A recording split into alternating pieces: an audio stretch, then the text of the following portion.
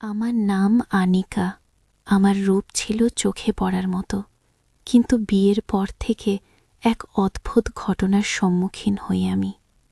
আমার শ্বশুরমশাই প্রতিদিন রাতে কোনো না কোনো অজুহাতে আমার ঘরে আসতেন আমার সেবা যত্ন নেওয়ার জন্য।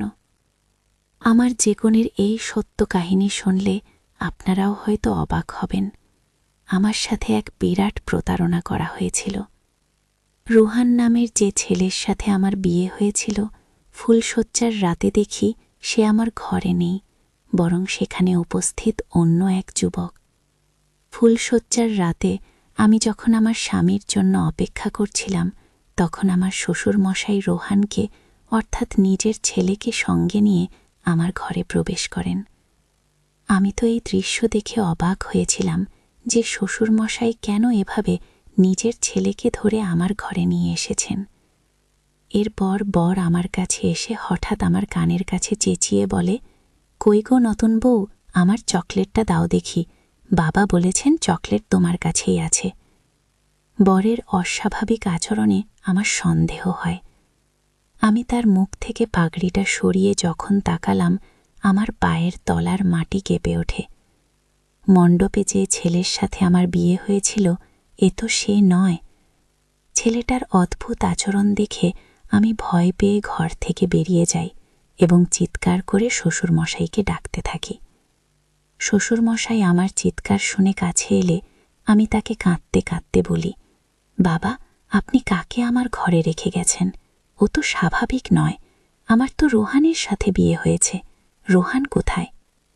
শ্বশুরমশাই তখন এক রহস্যময় হাসি দিয়ে আমার কাঁধে হাত রেখে বললেন, বৌমা, এই তো রোহান, এই আমার একমাত্র ছেলে, যার সাথে তোমার বিয়ে হয়েছে। এই ছেলে তোমার স্বামী। যাও, ভেতরে যাও। আমি আতঙ্কিত হয়ে বললাম, বাবা, আপনি একবার ভেতরে গিয়ে দেখুন, এই ছেলেটা রোহান নয়, এর সাথে আমার বিয়ে হয়নি। কিন্তু আমার শ্বশুরমশাই আমার কোনো কথা না শুনে আমাকে জোর করে ঘরের ভেতর ঠেলে দিয়ে বাইরে থেকে দরজা বন্ধ করে দেন। সারা রাত আমাকে সেই অস্বাভাবিক ছেলেটির সাথেই কাটাতে হয়। আমি বুঝতে পারছিলাম যে আমাদের সাথে বিরাট বড় এক ছলনা করা হয়েছে। আমি স্বপ্নেও ভাবতে পারিনি আমার জীবনে এমন কালো দিন নেমে আসবে। সেই মুহূর্তে আমার মাথা কাজ করা বন্ধ করে দিয়েছিল। আমি বুঝতে পারছিলাম না আমার কী করা উচিত। পরের দিন সকালে আমি আমার বাবা মাকে ফোন করে সব ঘটনা জানাই। তারা আমার শ্বশুরবাড়িতে এলে আমি তাদের খুলে বলি যে কিভাবে শ্বশুরমশাই তাদের কর্মচারীর ছবি দেখিয়ে আমার বিয়ে তার মানসিক ভারসাম্যহীন ছেলের সাথে দিয়েছেন। আমার সব কথা শুনে মা আমাকে একটি চড় মেরে বললেন, তোর লজ্জা করে না নিজের শ্বশুরমশাই নামে এমন মিথ্যে অপবাদ দিতে? আমি মাকে বললাম, মা, তুমি আমার কথা বিশ্বাস করছো না? চলো আমার সাথে, আমি তোমাদের উপরে নিয়ে গিয়ে দেখাচ্ছি যে ছেলেটা কাল রাতে আমার সাথে ছিল সে আসলে কে। আমি যখন বাবা মাকে টেনে উপরের ঘরে নিয়ে গেলাম সেই ছেলেটাকে দেখানোর জন্য, তখন দেখি সব ঘর ফাঁকা, ছেলেটা কোথাও নেই। তখন আমার মা আমার হাত ধরে টেনে বললেন, যার সাথে তোর বিয়ে হয়েছে সেই রোহানের সাথে তো আমরা এখানে এসেই দেখা করেছি। রোহান আমাদের সাথে দেখা করে নিজের কাজে বেরিয়ে গেছে। সে তো সম্পূর্ণ সুস্থ আর স্বাভাবিক। সে অস্বাভাবিক হবে কেন? তোর কথা শুনে মনে হচ্ছে তুই আমাদের বোকা বানানোর চেষ্টা করছিস। বেটা আনিকা, একটা কথা ভালো করে শুনে রাখ, এরপর যদি আমাদের ফোন করে বিরক্ত করিস, আমরা ভুলে যাব যে আমাদের কোনো মেয়ে ছিল। তোর জন্য আজ আমাদের সম্মান ধুলোয় মিশে গেল। ঠিক সেই সময় আমার শ্বশুরমশাই মুচকি হেসে আমার বাবা মাকে বললেন, হয়তো আমার ছেলের সাথে আপনার মেয়ের কোনো বিষয় নিয়ে মনোমালিন্য হয়েছে, তাইও রেগে গিয়ে আপনাদের ফোন করে ডেকেছে। এরপর আমার শ্বশুর আমার কাছে এসে খুব স্নেহের সাথে আমার মাথায় হাত বুলিয়ে বললেন, দেখো বৌমা, যা হওয়ার তা তো হয়েই গেছে। এখন সব কিছু মেনে নিয়ে এই বাড়িতেই থাকো এবং আমাকে সন্তুষ্ট রাখো। শ্বশুরমশাইয়ের কথা শুনে আমি রেগে গিয়ে বললাম, আপনার লজ্জা হওয়া উচিত। আপনি আমার মতো একটা তরুণী মেয়ের জীবনটা নষ্ট করে দিয়েছেন, আর এখন বলছেন আমাকে সন্তুষ্ট রাখতে। সবকিছু জেনেও আপনি কেন আপনার মানসিক ভারসাম্যহীন ছেলের সাথে আমার বিয়ে দিলেন? শ্বশুর মশাই মুচকি হেসে বললেন, বৌমা, আস্তে আস্তে সবই জানতে পারবে। এখন বেশি কথা না বলে আমার পায়ে একটু তেল মালিশ করে দাও দেখি। তিনি আমাকে রান্নাঘর থেকে বোতল ভর্তি তেল নিয়ে আসতে বলেন, থেকে গরম তেল নিয়ে তার ঘরে যেতে আদেশ করলেন। তিনি বললেন, আমি তোমার শ্বশুর, আমার সেবা যত্ন করার জন্যই তো তোমাকে এই বাড়ির বউ করে এনেছি। আমার শ্বশুরবাড়িতে আমার স্বামী, শ্বশুর মশাই আর দুজন কাজের লোক থাকত। আমার শাশুড়ি অনেক আগেই মারা গিয়েছিলেন। আমার শ্বশুর মশাই একজন ধনী ব্যক্তি ছিলেন, তার চালের বিশাল ব্যবসা ছিল। আমার বাবা মা ভেবেছিলেন এত বড় বাড়িতে আমার বিয়ে হলে আমি খুব সুখে থাকব, কিন্তু তারা আসলে সত্যটা মানতে চাননি, তাই আমিও তাদের থেকে কোনো আশা রাখিনি। শ্বশুরবাড়িতে মাত্র ৩ দিনেই আমার দম বন্ধ হয়ে আসছিল। আমার মনের কথা বলার মতো কেউ ছিল না।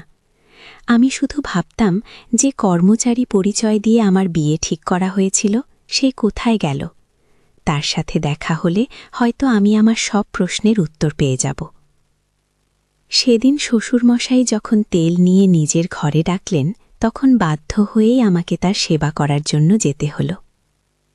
আমি যখন তেলের বাটি হাতে তার ঘরে গেলাম, দেখে তিনি আরাম করে বিছানায় শুয়ে আছেন।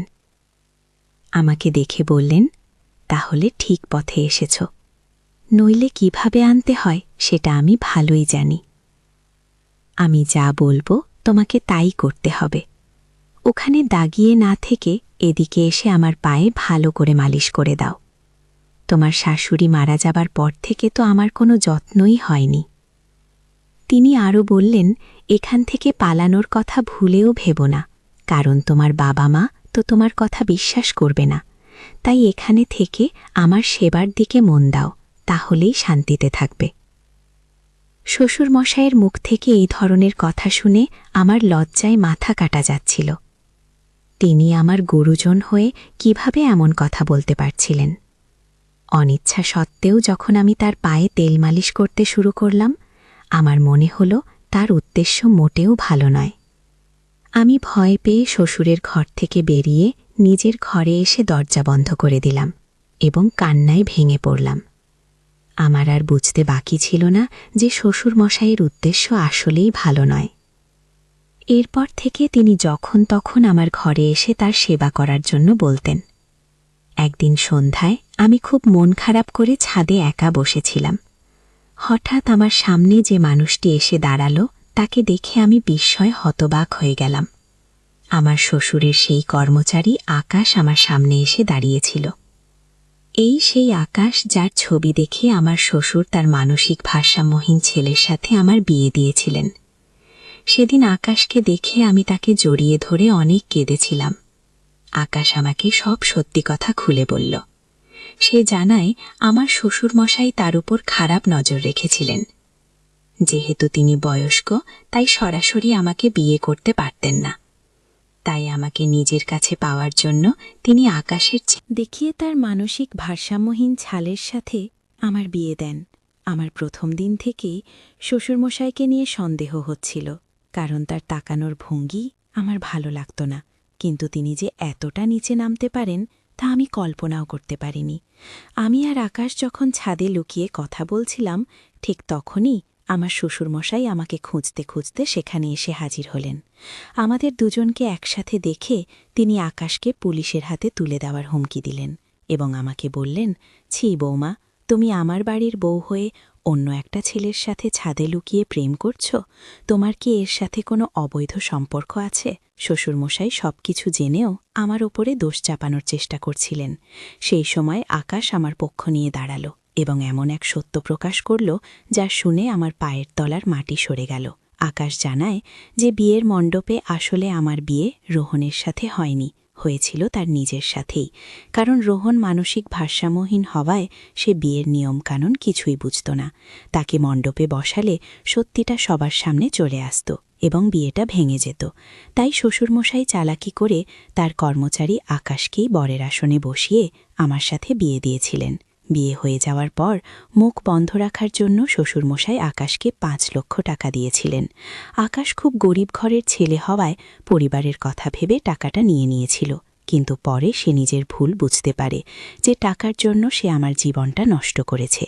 তাই সে অনুতপ্ত হয়ে আমাকে সব সত্যি কথা বলতে এসেছিল। শ্বশুরমশাই এই পুরো পরিকল্পনাটি করেছিলেন শুধুমাত্র তার নিজের নোংরা উদ্দেশ্য পূরণ করার জন্য।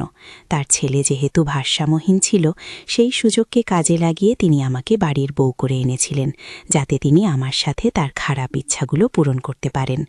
সব সত্যি জানার পর আমি শ্বশুরের সামনেই আকাশকে বললাম, সবার সামনে আগুনের সাক্ষী রেখে যখন তোমার সাথেই আমার বিয়ে হয়েছে, তাহলে তুমি কি আমাকে স্ত্রীর মর্যাদা দেবে?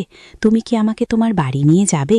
তখন আকাশ আমার সামনে হাত জোর করে বলল, ম্যাডাম, আমি খুব গরিব মানুষ, আপনি কি আমার মতো গরিবের সাথে সারা জীবন কাটাতে পারবেন? আমি আকাশকে বললাম, গরিব হলেও তুমি একজন সৎ মানুষ, তুমি আমার কষ্টটা বুঝতে পেরে আমাকে সাহায্য করতে এসেছ, এটাই তোমার সততার সবচেয়ে বড় প্রমাণ। আমার টাকা পয়সার কোনো লোভ নেই, আমি তোমার সততাকেই নিজের স্বামী হিসেবে গ্রহণ করলাম। আমাদের কথা শুনে শ্বশুরমশাই আকাশের সামনেই আমার হাতটা শক্ত করে ধরে বললেন, এই মেয়ে, তোর কি মাথা খারাপ হয়ে গেছে? আমার এত বড় বাড়ি ছেড়ে তুই এই কাজের লোকটার সাথে থাকতে চাইছিস? বেশি বাড়াবাড়ি করলে আমি পুলিশ ডাকবো আর তোর বাবা মাকেও ডাকবো। সেই মুহূর্তে আমি শ্বশুরমশাইয়ের হাত ছাড়িয়ে নিয়ে আকাশের হাত ধরে বললাম, আপনি যাকে খুশি ডাকুন। আমার বাবা মা যখন আমার কথা বিশ্বাস না করে আমাকে একা ফেলে গেছেন, তখন তাদের আশা বা না আশায় আমার কিছু যায় আসে না। আমার বিয়ে যার সাথে হয়েছে, আমি তার সাথেই আমার শ্বশুরবাড়ি যাব। আর আপনি যদি আমাদের বাধা দেওয়ার চেষ্টা করেন, তাহলে আমি আর আমার স্বামী মিলে আপনার নামে পুলিশ অভিযোগ জানাবো। সেদিন আমার প্রাক্তন শ্বশুরমশাই আমাকে আটকানোর অনেক চেষ্টা করেছিলেন, কিন্তু আমি তার কোনো কথা শুনিনি। বরের সাথে চলে আসার আগে আমি তাকে বলেছিলাম, আপনি যে আমার সাথে প্রতারণা করেছেন, আমি সেটা হয়তো সহ্য করে নিতাম, কিন্তু আপনি যে এতটা নিচু মানসিকতার মানুষ, আমি ভাবতেও পারিনি। শুধুমাত্র নিজের ইচ্ছা পূরণের জন্য আপনি নিজের মানসিক ভারসাম্যহীন ছেলের জীবনকে ঢাল বানিয়ে আমাকে মিথ্যা অভিনয়ের মাধ্যমে বাড়িতে এনেছিলেন। আমি চাইলে এখনই আপনার নামে পুলিশে নালিশ করতে পারি, কিন্তু শুধু আপনার ছেলে রোহনের মুখের দিকে তাকিয়ে আমি আপনাকে ছেড়ে দিচ্ছি, কারণ আপনাকে জেলে পাঠানো হলে আপনার ছেলেটা একা হয়ে যাবে। কিন্তু মনে রাখবেন, যদি আপনি ভবিষ্যতে আমাকে বা আমার স্বামীকে বিরক্ত করার চেষ্টা করেন, তাহলে পুলিশের কাছে যেতে আমি এক মুহূর্তও দ্বিধা করব না। তিনি এতটাই নির্লজ্জ ছিলেন যে যাবার আগে আমার স্বামীর কাছ থেকে সেই ৫ লক্ষ টাকাও ফেরত নিয়েছিলেন। এরপর আমি আমার স্বামীর সাথে তার বাড়িতে চলে আসি। কিছুদিন পর আমার বাবা মাও আকাশের বাড়িতে, অর্থাৎ আমার নতুন শ্বশুর বাড়িতে এসে হাজির হলেন। সেদিন তারা নিজেদের ভুলের জন্য আমার কাছে ক্ষমা চেয়েছিলেন এবং আমাকে তাদের সাথে বাড়ি ফিরে যেতে বলেছিলেন, কিন্তু আমি তাদের সাথে যাইনি, কারণ আকাশের সাথেই আমার বিয়ে হয়েছিল এবং তার সাথেই আমার সংসার। আমি এখন আমার স্বামীর সাথে অনেক ভালো আছি। আমার স্বামী গরিব হতে পারে, কিন্তু তার মনটা অনেক বড়।